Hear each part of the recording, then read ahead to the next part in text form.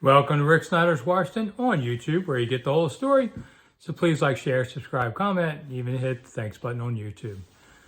Well, I've long said that RFK Stadium was out of bounds for the Washington Commanders because DC doesn't want it. Politicians didn't want to deal with Dan Snider. They didn't want to give him a free pass or a free blueprint to do what he wanted.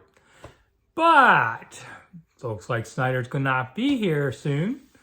And so now, suddenly, I think the RFK site is back in play. And it's really the best site. We all know this. It's owned by the federal government. That doesn't mean the DC government couldn't work out a deal. And at one point, the DC council said, not interested in football stadium there. All these things. But now you got a new player in the game. Now, I don't know who's going to buy the team yet, but whoever it is going to be a big-time billionaire who hasn't burnt all the goodwill possible. And that's why the DC Council will reconsider this at some point, because they know it's in their best interest.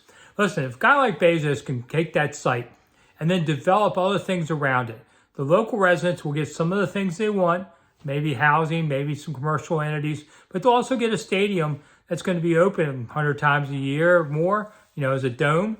And there are going to be a lot more jobs that go to that neighborhood. And a high tide lifts all boats. It's good for everybody. And we all know this. But they didn't want to do it with Dan Snider because they didn't want to do it with Dan Snider. But that end is going to come soon.